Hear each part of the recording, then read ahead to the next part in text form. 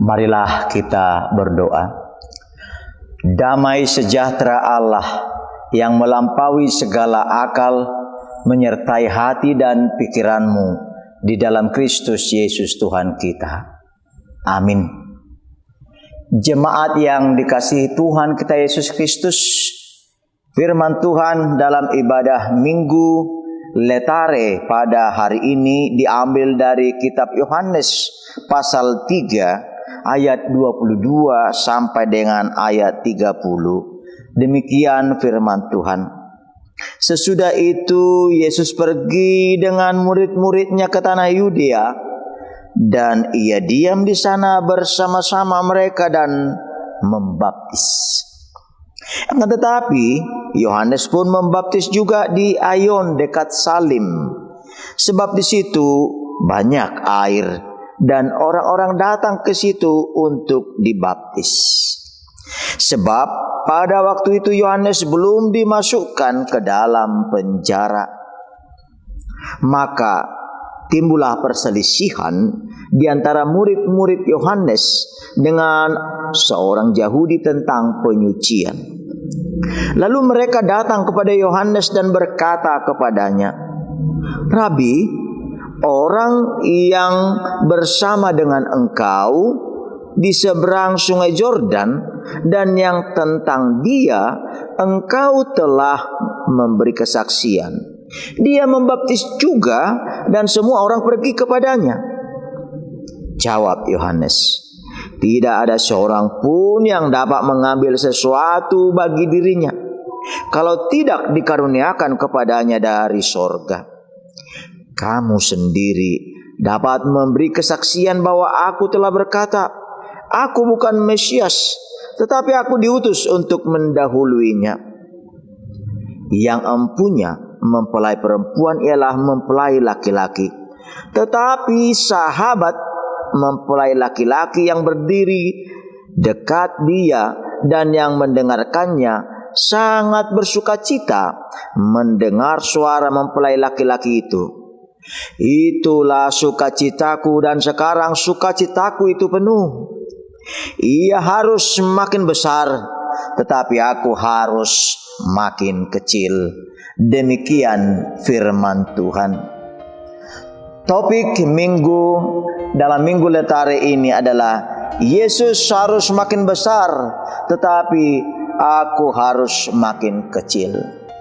Saudara-saudara kekasih dalam nama Tuhan Yesus Kristus, seperti yang telah kita dengar dalam pembacaan tadi, Yesus pergi dengan murid-muridnya ke Judea dan melakukan pembaptisan di sana.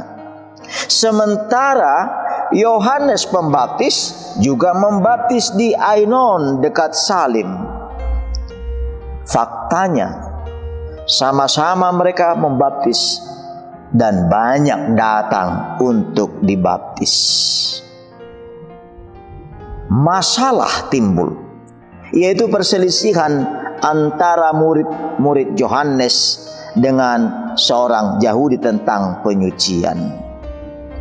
Kekasih Kristus, murid Yohanes berkata kepada Yohanes, "Orang yang kau saksikan telah membaptis dan semua orang datang kepadanya." Kekasih Kristus, apa yang dapat kita lihat di sini? Ternyata ketika setiap orang untuk dibawa kepada keselamatan, maka disitulah iblis merencanakan niat jahatnya. Karena iblis susah ketika orang semakin banyak datang kepada Yesus, kepada pembenaran melalui baptisan. Seperti sebutan, susah lihat senang, senang lihat susah. Demikian kita lihat. Dan ini juga menjadi peringatan bagi kita. Awas yang sering timbul di tengah kehidupan, yang sering disebut dengan hotel, hosom, teal, elat, late, membakar dan bahkan memperdaya. Rasa cemburu ada pada saat ini. Kekasih Kristus, pernah kita mendengarkan sebutan 4C. Rasa cemburu yang akhirnya menimbulkan perpecahan, perselisihan. Yang pertama, C pertama disebut dengan compare, suka memperbanding-bandingkan. Yang kedua, compete, saling berkompetisi. Yang ketiga, criticize, mengkritik. Lalu yang keempat, complain, mengeluh. Keluhan adalah puncak daripada ketidakpercayaan, ketidaksenangan, dan bahkan pemberontakan. Sebagaimana kita dengarkan pada nas itu, ada keluhan, ada kekhawatiran, ada kritik. Kekasih Kristus, firman Tuhan pada saat ini meneguhkan kita. Kita tidak boleh memberikan celaan atau kekhawatiran hanya dengan melihat sekilas. Namun sebagaimana disebutkan, don't judge a book from its cover.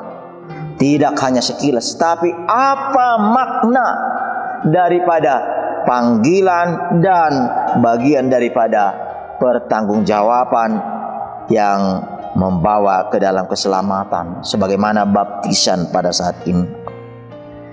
Mari kita lihat Bapak Ibu, saudara-saudari yang dikasihi Yesus Kristus, jawab Yohanes. Dan jawab Yohanes inilah yang menyegarkan dan meneguhkan iman percaya daripada setiap orang yang akan menerima Kristus Yesus. Jawaban yang sering kita dengarkan pada waktu yang lalu, preparatio evangelica, atau dalam bahasa Batak yang sering kita dengarkan dengan nama sitotas nabur, perintis.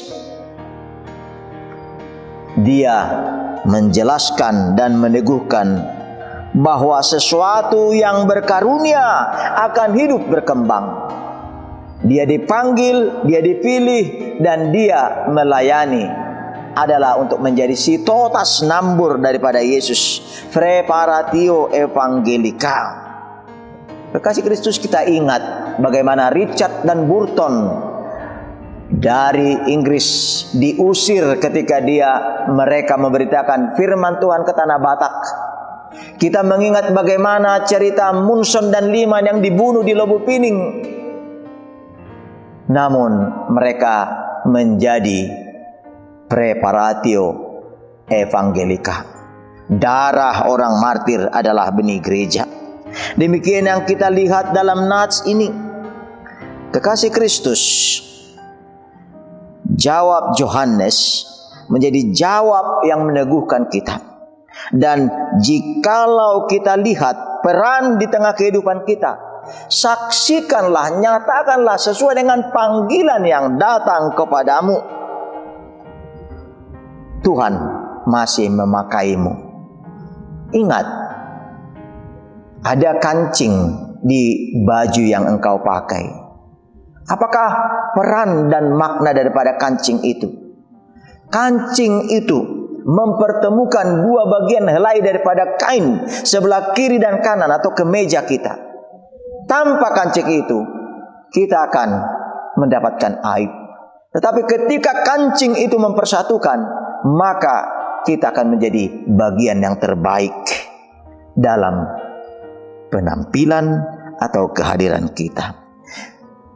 Jangan minta pada Tuhan apa yang menurutmu baik, tapi mintalah kepadanya apa yang menurut Tuhan baik bagimu.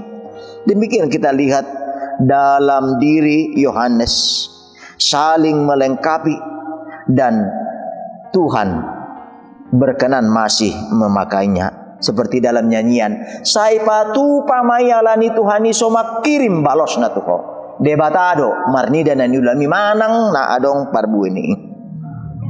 Pada bagian selanjutnya di ayat 29 kita melihat saudara-saudari dalam Yesus Kristus, ada the best man atau sahabat mempelai yang bertugas dan bertanggung jawab berdiri di dekat mempelai dan mendengarkan, melakukan apa yang dikatakan mempelai. Demikianlah Yohanes Pembaptis bersukacita sebagai the best man daripada Yesus, sahabat Yesus. Dan dia menyadari sebagaimana setelah selesai pesta, maka pengantin dan pengantin wanitanya akan pergi ke tempat mahlikainya. Demikian the best man atau pendamping bersukacita karena telah menyelesaikan tugasnya. Demikianlah kita sebagai sahabat Yesus.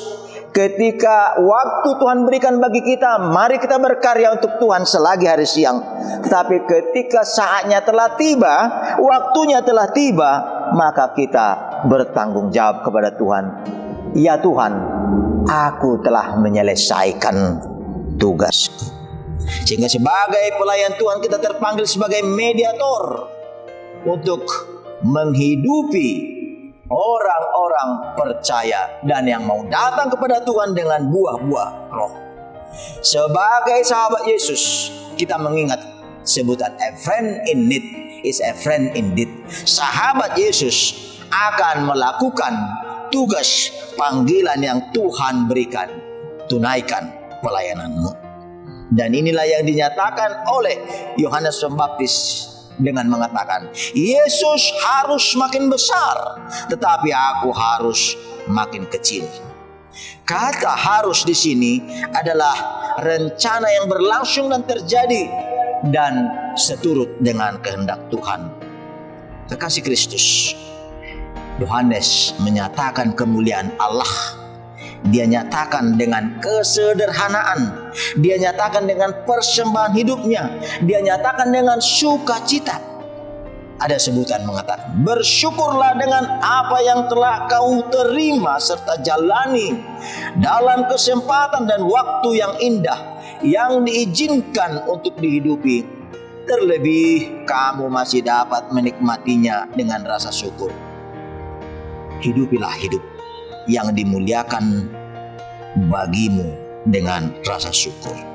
Karena itu saudara-saudara kekasih dalam Yesus Kristus, sebagai pelayan yang dimiliki Allah, pelayan tidak hanya sebatas memberitakan firman Tuhan di gereja, di pertangyangan, tetapi kitalah abdi, kitalah pelayan, kitalah hamba Tuhan, ebed jakwe, yang dipanggil, dipilih, diutus oleh Tuhan untuk berkarya baginya.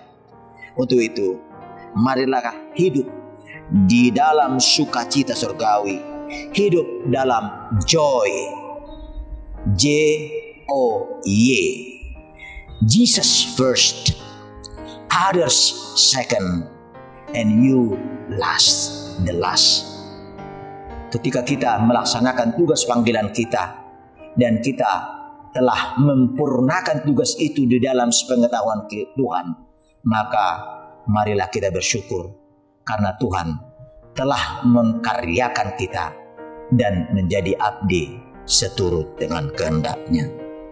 Marilah kita memuliakan Tuhan. Tuhan harus makin besar dalam kehidupan kita, pelayanan kita, keluarga kita, rumah tangga kita, panggilan kita. Namun kita harus makin kecil karena Dialah yang harus menjadi besar dalam kehidupan kita. Tuhan memberkati firman-Nya. Amin.